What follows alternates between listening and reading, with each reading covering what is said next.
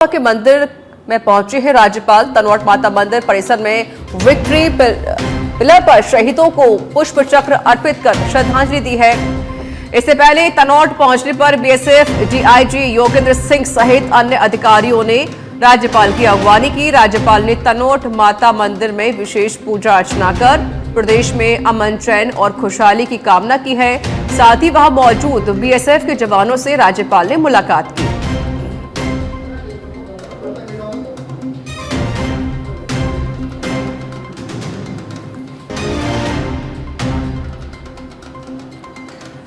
8 मार्च को होगी राजस्थान कैबिनेट की बैठक। सीएम भजनलाल शर्मा करेंगे बैठक की अध्यक्षता। महिलाओं से जुड़ी बड़ी घोषणाओं पर मोहर लगेगी। इससे पूर्व 8 फरवरी को कैबिनेट की बैठक हुई थी और अब 8 मार्च को फिर से कैबिनेट की बैठक होने वाली है, यानी कि सीधे 1 महीने बाद फिर से कैबिनेट की अहम बैठक होने वाली है। मुख्यमंत्री भजनलाल शर्मा की अध्यक्षता में बैठक आयोजित होगी।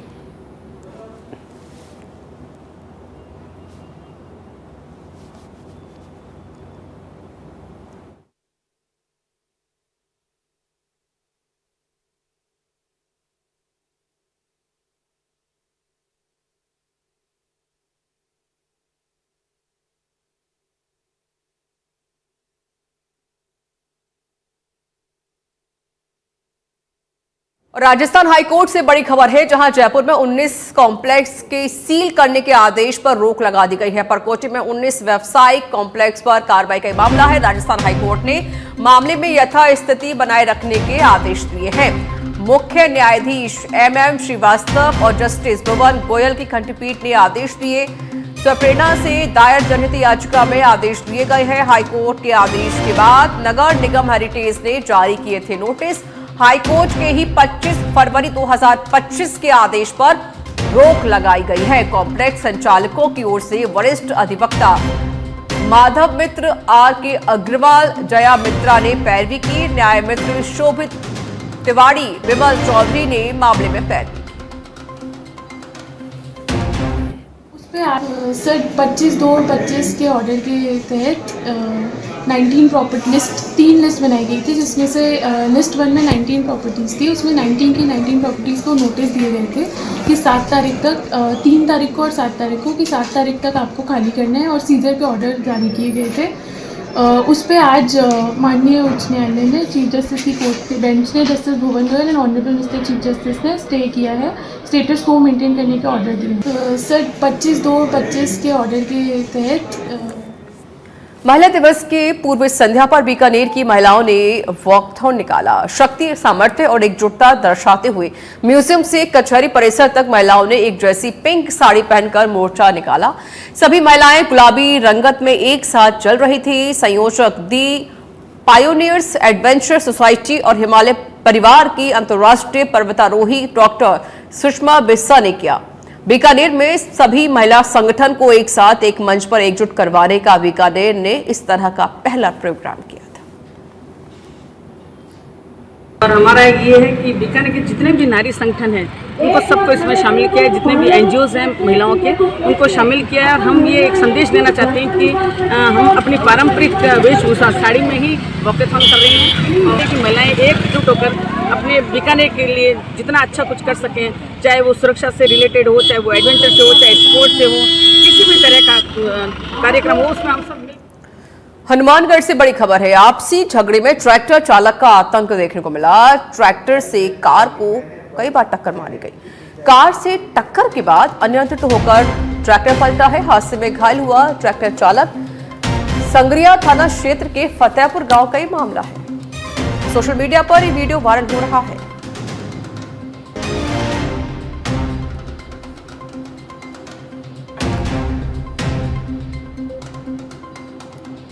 हनुमानगढ़ से जानकारी हम आपको दे रहे हैं, जहां पर आपसी झगड़े में ट्रैक्टर ने कार को टक्कर मारी।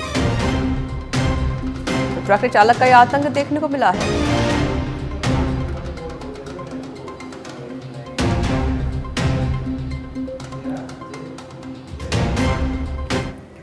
केंद्रीय कृषि मंत्री शिवराज सिंह चौहान के बड़े बेटे कार्तिकेय की जोधपुर में शादी हुई। उन्होंने लिबर्टी शू कंपनी के डायरेक्टर अनुपम बंसल की बेटी अमानत के साथ उम्मेद भवन पैलेस में 7 फेरे लिए। 3 दिन से चले शादी के फंक्शंस में गुरुवार को कई वीवीआईपी मेहमान ने भी शिरकत की, जिसमें मध्य प्रदेश और राजस्थान भाजपा के कई बड़े नेता शामिल थे। यहाँ हमारे सौभाग्य सूर्य का उदय फिर हुआ है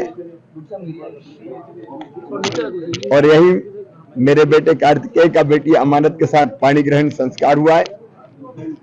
हम बहू, लेकिन हम बहू नहीं मानते, बेटी ले जा रहे हैं। यहाँ हमें बेटी मिली है और जोधपुर के सभी साथियों ने, हमारे कार्यकर्ता भाइयों बहनों ने जो स्नेह दिया है, जो प्रेम दिया है, वो अद्भुत है। उसको मैं कभी भुला नहीं सकता। मैं धन्यवाद क्या दूं, अपना परिवार है, मैं आभार प्रकट करता हूं और आपका भी आभारी हूं। जाते समय भी आप मिले, आते समय भी आप मिले, आपके स्नेह और प्रेम के लिए। बिटिया को लेकर के जा रही हूँ अपने घर में। राजस्थान का सब कुछ बहुत अच्छा था, बहुत अच्छा लगा और उम्मेद भवन भी बहुत खूबसूरत जगह है, जहाँ से मैं अपनी प्यारी बिटिया अमानत को लेकर के अपने घर में जा रही हूँ। मैडम, उन महिलाओं को क्या संदेश देना चाहिए? बहू तो लाती है लेकिन बेटी नहीं बना पाती है। मैं सभी से कहूंगी, जब वो एक माँ अपने घर छोड़ करके आती है, दूसरी माँ को वो स्वीकार करती है, उस माँ को, बहू को बेटी बना करके रखना चाहिए। और मेरे लिए तो अमानत और मेरी छोटी बेटी बिल्कुल बेटी। बहुत राजस्थानी परंपरा तो हमारी शुरू से रही है और पारंपरिक परंपरा रही है, उसका हम सब ने खूब एंजॉय लिया, व्यंजनों का एंजॉय लिया और सभी परिवारजन, ऐसा लगा ही नहीं हम कि हम मध्य प्रदेश से निकल के राजस्थान में आ गए। एक जैसा ही कल्चर लगा हमें। राजस्थानी खान पान में क्या कुछ खास लगा सर आपको यहाँ पे जोधपुर? राजस्थान की कचौरियां हमें बहुत अच्छी लगी और यहाँ का उपमा भी बहुत अच्छा था और बाटी, दाल बाटी, उसका भी स्वाद बहुत अच्छे से लिया। यानी सभी ने, चाहे बच्चा हो या बूढ़ा हो, बचपन से 55 तक सभी ने खूब एंजॉय किया। इस शादी में खूब लुत्फ उठाया और सभी ने वहां पे शादी में केंद्रीय मंत्री भी थे, पूर्व केंद्रीय मंत्री भी थे, ज्योतिराज सिंधिया भी थे, अपने परिवार के साथ आए थे, तो सभी लोग थे। भजनलाल जी भी आए थे, यहाँ के मुख्यमंत्री साहब भी आए थे, गवर्नर साहब आए थे। ऐसा लगा ही नहीं कि हम कोई, यानी यहाँ पे से एक फैमिली फंक्शन के रूप में सबने एंजॉय किया और बहुत आनंदित हो। ईआरसीपी के शिलान्यास के बाद अब झुंझुनू सहित शेखावाटी को यमुना नहर का पानी दिलवाने की मांग जोर पकड़ने लगी है। यमुना के पानी की मांग को लेकर चुनावा सिंघाना मार्ग स्थित लाल चौक बस स्टैंड के पास किसान सभा के बैनर तले किसानों का धरना जारी है। धरने पर बैठे किसानों की मांग है कि ईआरसीपी की तरह भजनलाल सरकार यमुना नहर के पानी को लाने को लेकर तत्परता दिखाते हुए यमुना नहर के काम को लेकर शिलान्यास करे। धरने पर बैठे किसानों ने बताया कि 1994 में 5 राज्यों में बीच हुए समझौते के तहत अभी तक झुंझुनू सहित शेखावाटी को यमुना का पानी नहीं मिल पाया है। झुंझुनू सहित शेखावाटी में लगातार जलस्तर गिर रहा है। ऐसे में अगर यमुना का पानी झुंझुनू सहित शेखावाटी को मिलता है तो बंजर खेतों में दोबारा फसलें लहरा सकेंगे। ये पानी का जल समझौता जो 1994 में हुआ था और जो इसके ऊपर लेवल पर केंद्रीय कमेटी है, उसमें हमारा पानी का हक मिला था, वो आज तक कोई भी सरकार आई होगी उसने लागू नहीं किया। हरियाणा सरकार ने पानी लाने के लिए जगह नहीं दी और बार बार करते रहते हैं। अब जो समझौते की जो जिक्र चल रहा है उसमें क्या हमें हुआ है वो नहीं तो दिखा रहे हैं और उसमें चर्चा ये आ रही है कि कोई बरसात का फालतू पानी आएगा तो हम वो देंगे। तो राजस्थान की जनता, शेखावाटी की जनता, झुंझुनू जिले की जनता, ये किसान इसको बर्दाश्त नहीं करेंगे। हम 1994 के समझौते का जितना हमारे हिस्से का पानी है वो हमें मिलना चाहिए। जब तक नहीं मिलेगा तब तक हम आंदोलनरत रहेंगे। जैसलमेर से खबर है, सोनार दुर्ग की घाटी पर हादसा हुआ है। सवारियों से भरी टैक्सी दुर्ग की दीवार से टकराई। ब्रेक फेल होने से यह हादसा हुआ, कोई जनहानि नहीं हुई है।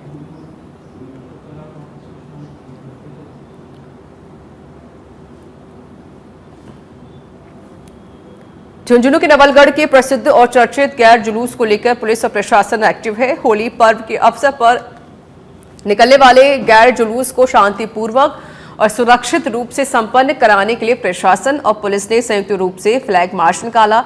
इस दौरान तहसीलदार महेंद्र सिंह रत्नू, सीआई सुगन सिंह और ईओ नवनीत कुमार मौजूद रहे। तहसीलदार महेंद्र सिंह रत्नू ने कहा कि गैर जुलूस के दौरान कोई भी अराजक तत्व माहौल खराब करने की कोशिश ना करे। इसके लिए प्रशासन पूरी तरह से मुस्तैद है। ड्रोन कैमरे और सीसीटीवी से निगरानी होगी। साथ ही संवेदनशील इलाकों में पुलिस की गश्त जारी रहेगी। गैर जुलूस का रूट देखा गया है, फ्लैग मार्च सीआई साहब, ईओ साहब और पूरे जाब्ते के साथ में। और इनमें आज मीटिंग थी, आगे भी होगी। आमजन से यही अपील है कि शांतिपूर्वक होली का त्यौहार मनाएं और आनंदित रूप से मनाएं, मर्यादित रहें और रूट का अवलोकन किया। होली का अपना गैर का पर्व आ रहा है। गैर के रूट का श्रीमान तहसीलदार साहब के साथ, ईओ साहब के साथ आज रूट मार्च भी किया है और रास्ते का अवलोकन भी किया है। और पुलिस प्रशासन पूरा एकदम चाक चौबंद है। ज़्यादा से ज़्यादा जाब्ता भी लगाया जा रहा है, पाबंदी की कार्रवाई भी की जा रही है। इसके अलावा समझाइश भी की जा रही है। होली का जो अपना त्यौहार है, एक मनोरंजन का त्यौहार है, एक भाईचारे का त्यौहार है, जिसमें सब लोग इसको एंजॉय और आनंद के साथ, इसका उल्लास के साथ मनाते हैं। तो मेरी तो यही अपील है कस्बे वासियों से कि इसको हर वर्ष की तरह आराम से, मज़े से इसका आनंद लेते हुए करें। और यदि किसी ने कुछ थोड़ी बहुत भी गड़बड़ी करने की कोशिश की तो हम फिल्म अभिनेता शाहरुख खान पहुंचे हैं जयपुर एयरपोर्ट पर अपने फैंस का हाथ हिलाकर अभिवादन किया है। आईफा में शामिल होने आए हैं किंग शाहरुख खान और इस बीच शाहरुख खान ने सभी को फ्लाइंग किस भी दिया।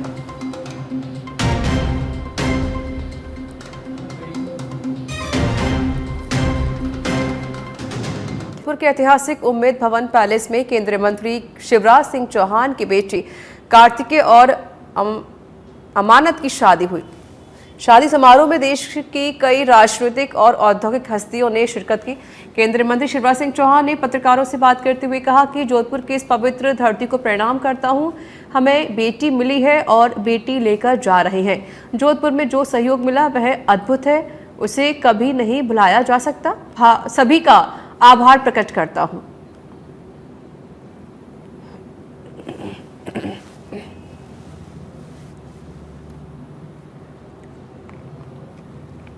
बूंदी में संभागीय आयुक्त राजेंद्र सिंह शेखावत ने जिला कलेक्टर और रसद कार्यालय का निरीक्षण कर व्यवस्थाओं का जायजा लिया। उन्होंने कलेक्ट्रेट परिसर में स्थित विभिन्न अनुभागों और राजस्व रिकॉर्ड रूम का अवलोकन कर संबंधित अधिकारियों को आवश्यक दिशा निर्देश दिए। संभागीय आयुक्त ने संपर्क पोर्टल पर लंबित प्रकरणों का जल्द निस्तारण करने की बात कही। इस दौरान जिला कलेक्टर अक्षय गोदारा, जिला रसद अधिकारी शिवजीराम जाट सहित कई अधिकारीगण मौजूद रहे। अजमेर में जवाहरलाल नेहरू अस्पताल में भर्ती पुष्कर के एडवोकेट पुरुषोत्तम जाखेटिया की मौत की सूचना मिलते ही पूर्व आरटीसी अध्यक्ष धर्मेंद्र राठौर अजमेर पहुंचे और उन्होंने राज्य सरकार से परिजनों और अधिवक्ताओं की मांगों को तत्काल कार्रवाई करने की मांग की है। साथ ही पुलिस प्रशासन से मुलाकात कर एडवोकेट पुरुषोत्तम जाखेटिया पर हमला करने वालों के खिलाफ सख्त कार्रवाई की मांग की गई है। गौरतलब है कि देर रात को तेज आवाज में बज रहे डीजे के बंद करवाने के पहुंचे जाखेटिया पर आरोपियों ने जानलेवा हमला किया था, जहां उन्होंने अस्पताल तब वो जिंदा थे। डॉक्टर साहब सभी ने बात किया, सारा फीडबैक लिया। हम सभी लोग आए थे कल भी। तो हमारी नैतिक जिम्मेदारी बनती है कि ऐसी घटनाओं पर लोगों से मिले, उनके परिजनों से मिले। सरकार से मांग कर रहे हैं कि जो वकील साहब आंदोलन कर रहे हैं, उनके परिजन जो बात कर रहे हैं, उनकी जायज़ बात है, उनको पर्याप्त मुआवजा दें और ऐसी घटना दोबारा नहीं घटे। ये बहुत बड़ी घटना है, उसके लिए ऐसी पुख्ता व्यवस्था करें कि डीजे रात को बजते रहते हैं, आए दिन ऐसी घटनाएं। और जो पुष्कर तो धार्मिक नगरी है, पुष्कर में तो ये कह सकते हो कि शराब की दुकानें बाहर का वैसे भी कानूनन रूप से भी अलाउ नहीं है। उसके बाद वहाँ दारू की दुकानें चल रही हैं, सरेआम 12-12 बजे तक पार्टियाँ होती हैं। इस पर तत्काल रोक लें। जयपुर से बड़ी खबर है। फेडरेशन के नेतृत्व में संविदा चालकों का रोडवेज मुख्यालय पर प्रदर्शन। फेडरेशन प्रदेश अध्यक्ष के नेतृत्व में सैकड़ों की संख्या में उपस्थित संविदा चालक एजेंसी को ब्लैकलिस्ट कर यूपी परिवहन की तर्ज पर निगम में सीधे ही चालक लेने की मांग की जा रही है। मांगों को लेकर 5 सदस्यीय प्रतिनिधि मंडल ने रोडवेज एमडी पुरुषोत्तम शर्मा को ज्ञापन सौंपा। प्रदेश महामंत्री सत्यनारायण शर्मा के नेतृत्व में प्रतिनिधि मंडल ने एमडी से वार्ता की। वार्ता में निगम प्रबंधन की ओर से ज्ञापन पर सकारात्मक कार्रवाई करने का आश्वासन दिया है।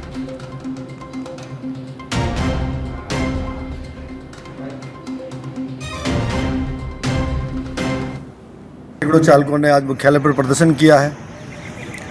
चालकों को वर्षों से निजी एजेंसी के माध्यम से जो रोडवेज कार्य ले रही है, एजेंसी द्वारा गबन किया गया। पीएफ ईएसआई में पैसा इनके वेतन में से काट करके एजेंसी ने गबन किया।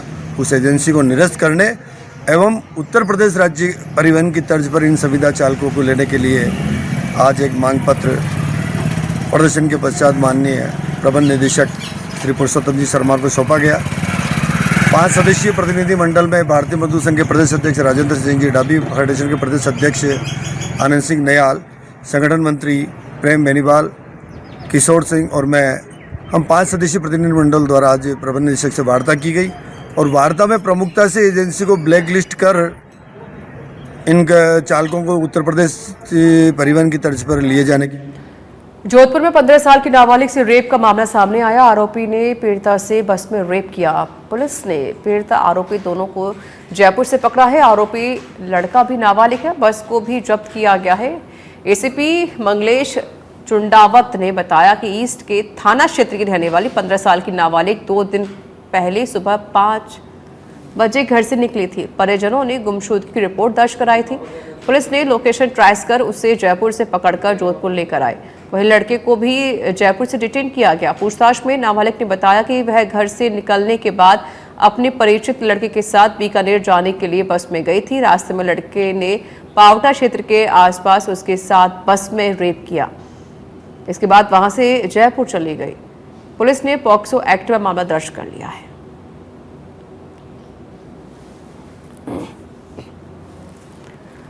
राष्ट्रीय विधिक सेवा प्राधिकरण के निर्देश पर प्रदेश भर की अदालतों में शनिवार को वर्ष 2025 की प्रथम राष्ट्रीय लोक अदालत का आयोजन किया जाएगा। राष्ट्रीय लोक अदालत के लिए राजस्थान की 8 बैच के साथ ही प्रदेश भर में 468 बैच का गठन किया गया है। इस एक दिन की राष्ट्रीय अदालत में करीब 6 लाख से अधिक मुकदमों को सुनवाई के लिए रखा गया है। 2025 की प्रथम राष्ट्रीय लोक अदालत है और हमारे नए कार्यकारी अध्यक्ष श्री चंद्रशेखर साहब जी हैं, उनके निर्देशानुसार हम इस फर्स्ट लोक अदालत का क्रियान्वयन कर रहे हैं। ऑनरेबल जस्टिस श्री चंद्रशेखर साहब ने बहुत सारे नवाचार इस सिस्टम के अंदर किए। इसमें सबसे बड़ा नवाचार ये है कि हमने 1 महीना पहले उनकी सक्षम अनुमति से गाइडलाइंस जारी की और गाइडलाइंस जारी करके हमने ये कहा कि आप प्री काउंसलिंग करवाएं केसेस में। तो लोक अदालत का दिन अपने आप में एक वो दिन है जब इसमें अंतिम निर्णय होना है, लेकिन लोक अदालत की प्रक्रिया जो है विगत 1 माह से चल रही है। सभी कोर्ट में जितने भी राजस्थान में सेमी ट्रिब्यूनल हैं, क्वासी जुडिशियल बॉडीज़ हैं,